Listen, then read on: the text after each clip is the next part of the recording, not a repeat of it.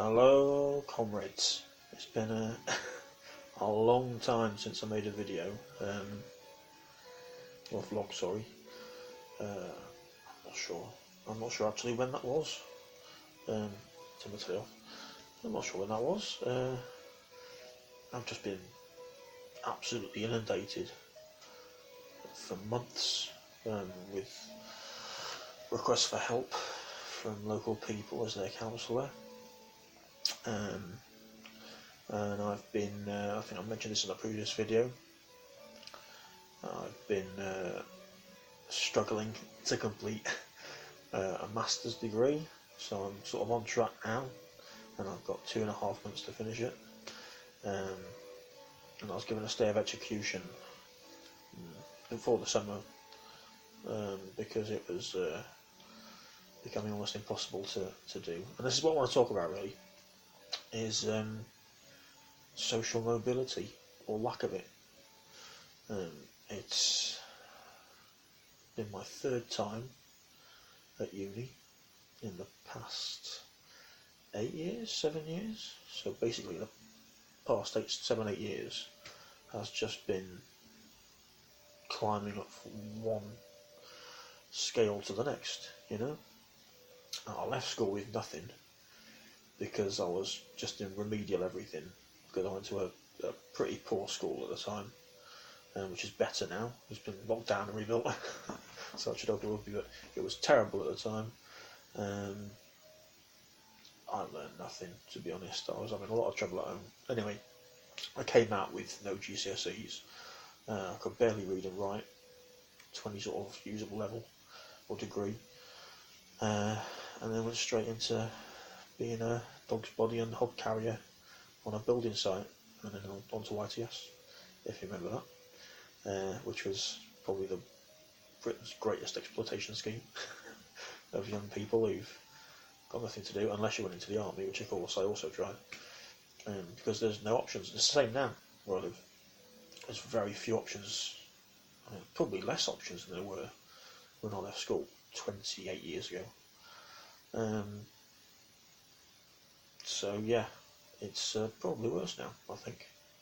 The army still, I saw the army yesterday in our local job centre,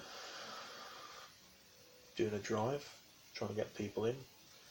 We had this Armed Forces Day a few months back over in Llandudno, which of course I'm completely opposed to, and all the organisations I'm involved with and help sort of run and organise are opposed to, so we're doing all we can about that. But you know, there's a few of us up against the the MOD and the Tories, as usual.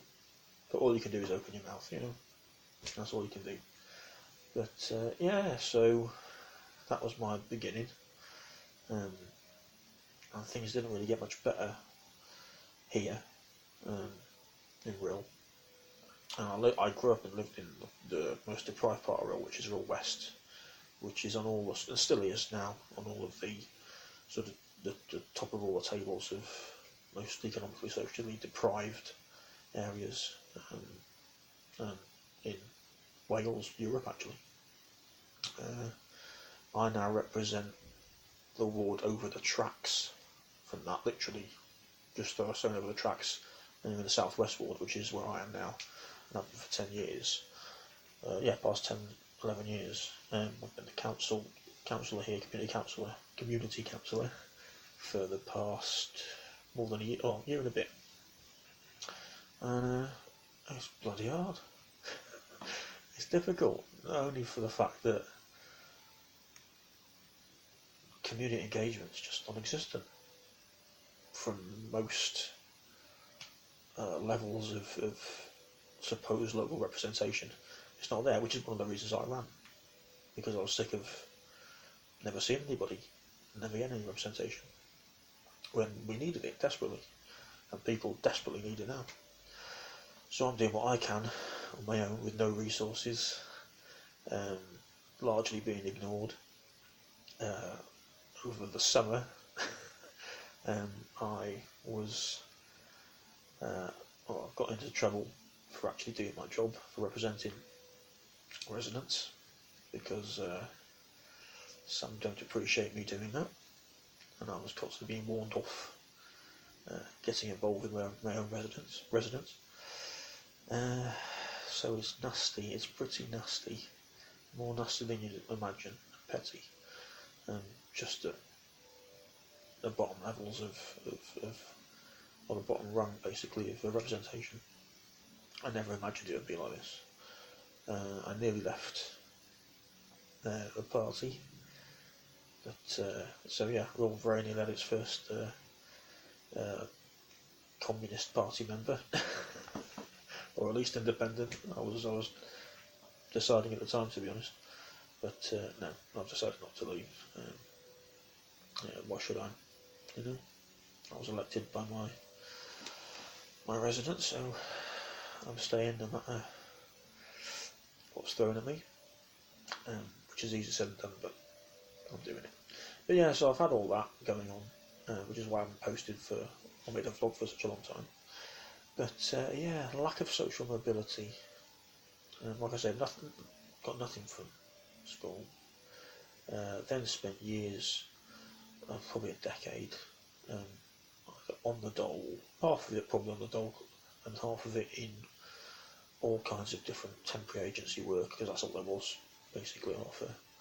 And then even the temporary agency work dried up, because of course a lot of the employers who were employing unskilled, low-skilled labour like me suddenly had this new revenue of unskilled labour from Eastern Europe, who they could exploit even more. So I mean, all this stuff at the minute with Brexit, and all the stuff about free movement, economic migrants and stuff, and all that sort of thing. It's not the migrants you blame. It's the owners of the businesses who are exploiting them. They're either exploiting them or exploiting you. You know, because they're owners of capital. That's what they do. They either employ as few as people as possible, as cheaply as possible, or they employ more people even more cheaply. So you can't blame fellow workers from across Europe for being in the position that they're in. You know, if I was in their position, I'd be doing the same thing. I'd be going to wherever I needed to get work. So yeah, that work dried up. So basically, I was sort of, I didn't choose it myself because I didn't think I could do it. I had no interest in it, but I was sort of, in a roundabout way, cajoled onto the further education bus as a mature student. I think I was 37ish, 38, like. Oh yeah, about 36, 37. So went to college. Didn't think I'd be able to do it, to be honest, or pass the course even. It was a foundation degree in computing. I said, okay, look, I'll give it a go, see what happens. To my shock, passed it relatively easily. Then was given the choice to top up to a full degree. If I spent another year, but at uni this time in Wrexham, and I didn't think I could do it again. So I thought, I can't do a degree, but it was the choice of that or the dole again. So I chose that, and passed it. We were I would say lied to. I'll say we weren't told the entire truth, which was that we weren't given a full degree. We were given something called an ordinary degree, which means it's not an honours degree. So it's like a base pass for a degree, you know. But I got it, and I didn't expect to. Did that help me career-wise or jobs-wise? No, because of course you come out, you get your degree or whatever, but you're still in the same jobs pool. You're still in the same, living in the same area. Because if you've been economically poor for a decade or more, you can't bootstrap yourself out of the situation you're in. You can't, you don't have the means to move somewhere else for work. You're already by that point, you're not engaged in normal daily sort of life because you've been excluded. You're already a member of what the Tories are called, the Tory press are called, an underclass, So that's me. I'm a proud member of the underclass. So yeah, came out of that. Another year on the dole. Couldn't find work, or related work or anything really. Like I say, the agency stuff had dried up, so that wasn't available anymore really. This was 2010. Then I got the chance. I don't know how I heard about it, but I got the chance to go back to university in Bangor this time to do a proper degree, so an honours degree, and I wanted to do history because I'd read up and I'd heard that history was a good general degree to get for employment because, of course, you can show that you can analyse things, read huge amounts of data, analyse it, and break it down, which is useful for employers. So anyway, read all these things online. I'm interested in history, more so than computers. So I thought for the career, personal interests, that'll be 3 years I'll enjoy and 3 years not on the dole. Went to have a discussion with the admissions tutor, nice Austrian gentleman, who basically said no. Tried not to laugh, because apparently, I don't know if it was me or he said it was the previous computer degree, but anyway, he said I wasn't suitable, or not up to it, so that was that. So I thought I'm going to be back on the dole again for another year. And then, I don't know how, somehow I found out about a law degree, a law conversion degree, which is basically a law degree, but because you've completed a degree already, you basically have 3 years are crammed into 2, so you've got 1 less year. Still, it's the same amount of work, crammed into 2 years. And because money's always tight, as far as the grant and loan go, I'd already had my grant and loan from the first degree, so now I was having to borrow some money to live on from the bank, which was the only time I've ever been able to borrow anything, because of course another side effect of being in the economic red for 10 years is that you can't get loans, you can't get credit. I somehow managed to get credit because it was student related, I think, a loan from the Co-op bank, which was just enough to live on for 2 years. I mean, just enough. I travelled as a home student every day to Bangor University from Rill, which cost a fortune on the train, and was unsustainable because in the second year I just ran out of money and couldn't make it. I just couldn't make it in for lectures or anything. Couldn't get what I needed to out of the library. And this was a sort of constant problem. So even though you're trying to do your best and you're killing yourself, money's always the issue, to be honest. Always hamstrings you in the end.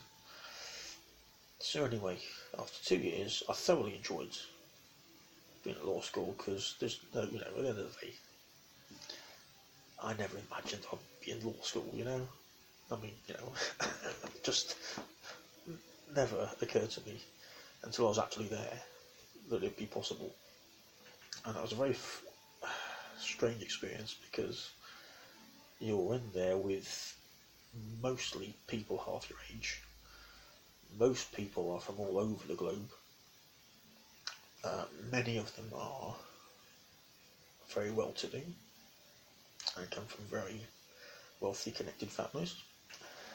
They want their sons and daughters to be doctors or lawyers. It was culturally and socially, it was socially I'd say it was interesting. Met some very nice but odd rich people. The richer you are, the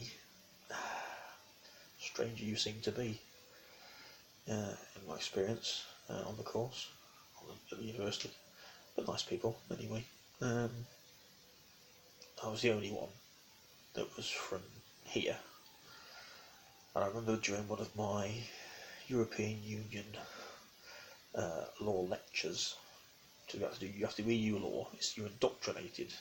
They bring over professors and doctors from European universities to tell you how wonderful the European Union is. You know, it's total indoctrination. And I remember being told in one of the lectures about areas of deprivation, and that Rill was one of them. A part of Rill was one of them. But of course, nobody else in the lecture theatre was even from North East Wales, let alone Rill. So I was the only one that seemed to matter to. So that was very interesting. But yeah, after a year and a second year of killing myself trying to make the grade, which I did, against the problem of having no money left, I managed to do it. And I didn't just pass it, I got a second-class degree, which, you know, considering the issues I was facing economically and therefore resources-wise, was a bit of a miracle, to be honest. But I made myself ill during the last few months, because you have to do a legal research dissertation, and there were 6 or 7 paper tests, so old-fashioned sort of paper tests on all different areas of law and that. So it was very difficult. I didn't have the resources, like I say, books, or access to books that I should have had. I didn't have the lecture notes that I should have had because I couldn't afford to get into the lectures. But anyway, I made it. I got it. Came out of that thinking, you know, please, at last, you know, let's get me something I can live on, job-wise. But of course, no, because you're back out in real, same as the first time. You're back out in real, no jobs that equate. Very few jobs where that are viable for you to live on. Very few full-time jobs. Of course, the fact that you haven't been in the job for those past sort of 5 years, 6 years, is a problem, because you haven't got any work history there for that time. So I then struggled, but eventually found a job, or managed to get a job in Chester. So that's more commuting, with Lloyds Banking Group's regional office in Chester, but it was through Capita, and I didn't know about Capita at the time. I won't say what I think about Capita now, because that'll be a different video at another hour. But yeah, so I started that job, and it was basically in the PPI complaints department, with loads of other. It was an undergraduate job. You had to be a graduate to get the job, and it was hell, to be honest, because it was constant pressure from the off. Constant pressure. It was basically a month's training, but there was no real training. And then, of course, then when you got into the actual work, it meant you couldn't do the work, and it was heavily targeted. So you met the targets. It was a night-time job. You met the target every night, or else you're in trouble, which was virtually impossible to do because you hadn't got the training. It was just, the whole thing was horrible. The supervisor didn't know. Our supervisor didn't know her job, how to do her job. So then she was then passing it on down to us when she was getting into trouble with her ops manager. It was all a nightmare. So anyway, after about 6 months, I had to walk away from my own health. because of the stress, basically. I joined a union by then, which helped to unite, as it would be much worse. Join a union, always join a union. If you're in the public sector, have a look at Unite. If you're in the private sector, your public sector, Unison, usually if you're private, Unite. But that's not always the case. Obviously, you've got the GMB and Store and all of them. But yeah, so that was not what I really was expecting. It didn't really help my health or my bank balance because, again, we were paid the bare minimum because it was capita. And I held off as long as I could, and then had to sign on again. And I then spent 3 years on job seekers allowance. So just before I managed to jump off to get onto this master's degree, September last year, a year ago, just before they switched in this area to universal credit. Though I was aware of universal credit because during the 3 years after the job at Lloyds Banking Group, I thought, I'm not going to sit around and do nothing. I'm going to put what I've learned into practice, on the law degree. So I went and volunteered with Citizens Advice in Brill. Basically was there for 2.5 years, advising people, local people who are really, really, really badly hit from the west where I grew up, Brill West and here. That was horrible, to be honest, because you really came face to face every day with the hell people were going through, and there's very little you can do to stop it. I was doing constant ESA and PIP forms, countless PIP forms, because PIP was being rolled out here in place of DLA. So then, of course, all the horror stories about people being kicked off PIP and ESA and having to appeal, mandatory reconsiderations first, then appeals, and now they're all being knocked back, and all of that. So that was just a utter nightmare, to be honest. Then again, eventually the stress with that became too much because even though I was volunteering to do this, it then turned into an almost a full-time job because there just weren't enough trained advisors for the volume of clients coming in. So for my own health, I had to walk away, which I'm still very sad about because people are desperate for the help. And then, even though I've been a member of the Labour Party, this coincided actually with Jeremy Corbyn's first election to become Labour leader. And I actually went off, I finished one day in summer 2015, I finished at the CAB, caught the bus landing to go and see him at St George's Hotel, which was good. And I knew it was a sort of special event because when I walked into the room was filled with every kind of person you can imagine. We were told at the time it was all students, stupid students who didn't know what they were talking about. But it wasn't. It was grandparents with their grandchildren. I saw very few students actually. It was my criminal law lecturer was there, who I would have never guessed was a Labour supporter, or I just wouldn't occur to me. Wouldn't have occurred to me, but she was there, and she was retired then, I think. Just after I left law school, I completed it, and lots of future friends that I didn't know then were there from the party. But it was just it was people from all different walks of society and local life were there, and it was wonderful. So that was great. So I thought, I'm going to get more involved in the party now. So I left the CAB. Again, I was hoping the CAB would help me get a better job, a paying job, a good paying job. Hopefully something in the legal sector. I didn't know. I'd also had a mini pupillage, which is basically work training, work experience, at Barristers' Chambers in Liverpool. A very good one. which was fascinating, but it hadn't led anywhere. So yeah, none of that had gone anywhere, because of course you need money to carry on. I hadn't got it. So yeah, I left the CAB, got heavily involved in the local Labour Party, quickly became aware that the local Labour Party was heavily Blairite still, despite Corbyn's initial successes, and was anti-Corbyn.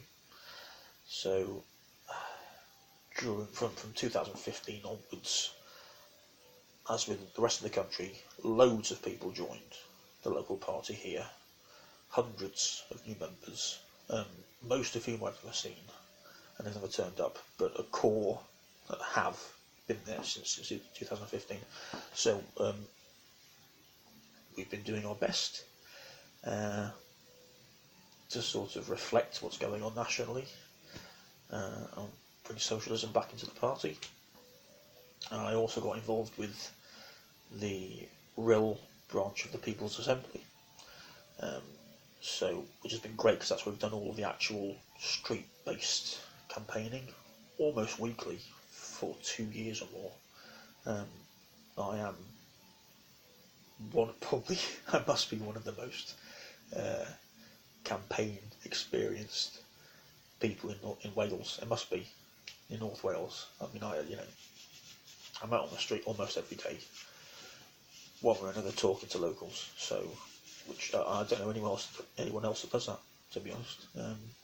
So yeah, campaigning against Tory austerity, telling people what the media aren't telling them about what's going on with the disgusting amounts of needless deaths on the SA support group and job seekers, and our universal credit, which the government tried to bury and hide. Again, different topic, but related. So I've basically spent the past 2 years since I left the CAB volunteering for the credit union here as their sole sort of internal, auditor, checking everything's as it should be in RIL and the RIL branch and Denby branch, Prestatyn branch, but that closed down. I've been volunteering as a co-director and board member with the Benefits Advice Shop in RIL, and I'm also their treasurer, have been for a while now. And all those sorts of frontline services are under threat because of the cuts coming down from the local government. Again, something that's not being really reflected in the media. So I've been working voluntarily, constantly, for the 3 years between leaving Lloyd's and starting my master's degree this time last year.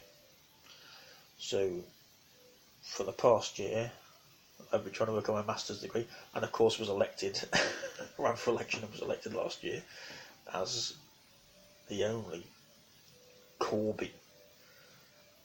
new Corbyn backing socialist Labour candidate in RIL last year, and I was elected. I had to run my own campaign effectively because I was not supported in materials or campaigning by the local party, and I won, which was great. But of course, it then leads on to, it's only me, and I'm not getting anywhere within the sort of official places.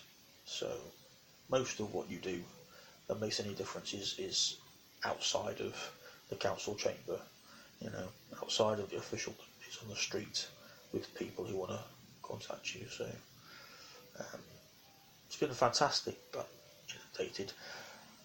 But in terms of social mobility, like I say, I'm now coming to my 3rd time at university.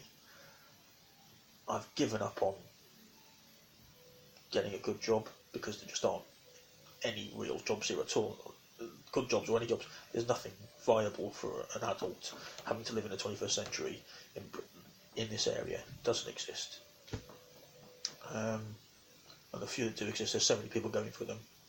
Just the numbers making it possible. I've tried, believe me. Believe me. You don't get any choice, you have to try. So here I am. It's the 16th of October. 16th of October 2018. Now coming to the end of my Masters. Killing myself now, trying to get a dissertation completed. And I've just bitten the bullet. Welsh Government have released funding for PhDs, and I've got the choice now of spending the next God knows how long on universal credit, which is even worse than job seekers was. Facing sanctions again. They tried to sanction me 5 or 6 times last time I was on there because I couldn't afford to get to the work programme, which was compulsory. That's my phone. That funny noise. It's running out of battery. Even my phone's red. Everything's red today. So I've bitten the bullet. There's no work to go out to here. I can't leave the place again because I'm hamstrung because I have nothing. I don't have a penny to my name. You know. I can't. I couldn't buy myself a coffee.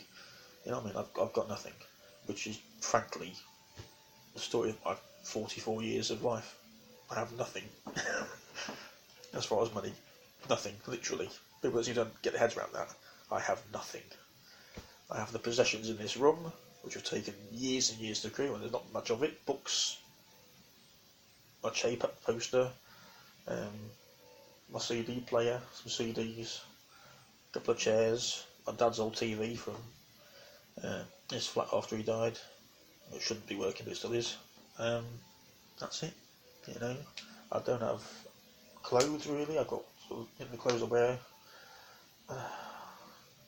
daily that I have to wash so I can rewear, which is a story of a lot of people that live here. You know, and luckily I live with my mum and sister who rent this house, who are both well, they don't have any means. You know, I'm sure they'd love to help me, but they can't. So a lot of people are in that situation, but I don't think a lot of people I know seem to really understand that when you say you have nothing, you have nothing economically. So there's no way out, is the point. There's no way out of this. No matter what you do with help from the government, or funding for that course, or killing yourself trying to get something you don't think you can achieve. I've achieved it all through killing myself, and I shouldn't have been able to because of the lack of money and resources.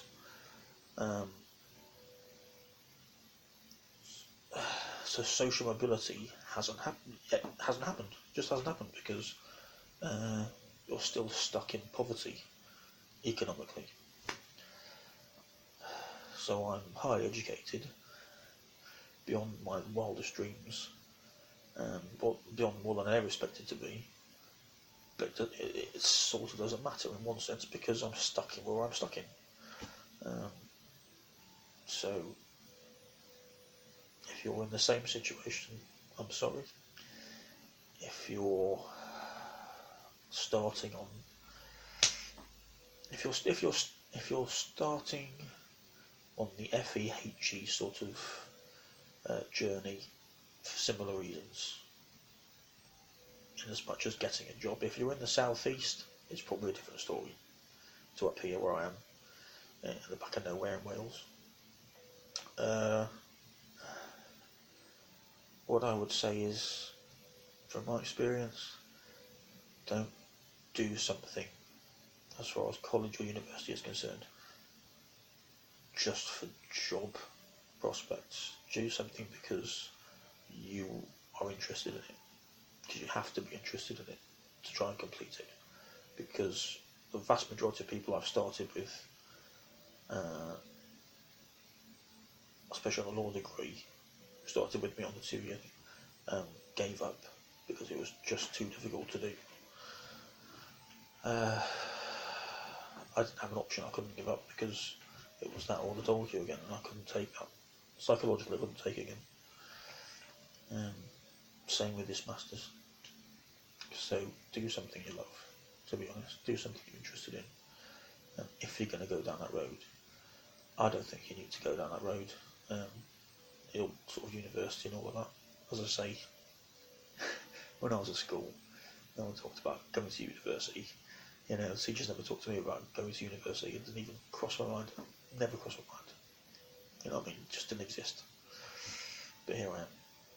So yeah, I'm now the choice of universal credit for the indefinite future where I am, or now carry on with the PhD, which is 3 years, 3 more years, with the prospect of some sort of teaching job at the end of it, which would be something. That's where I'm at, and that's probably what I'm going to do. So it's probably going to be three more years of my life. And if I can find something I really want to research and write about, I don't mind that. It beats being an adult. You know, and hopefully the next 3 years I'm going to be a counsellor still, which I love. Whether the local powers that be will ever let me progress up to the next rungs, where maybe I could help a few more people than I can at the minute, resources wise. At the moment, I doubt that. I'm going to have to see what happens, to be honest with you. The main thing is to get these Tory bastards out. But there's also a huge problem with Tory sympathisers within. So that's a constant battle before we even get to the Tories, to be honest. I think you know what I'm talking about if you're watching the news. Anyway, that was it from Struggle UK today. Nice to catch up with you after all this time. I've been quite quiet because there's 3 adults in the same house, so I'm right next to other people, so I don't want to disturb them. But yeah, ciao for now, and ciao from Jay.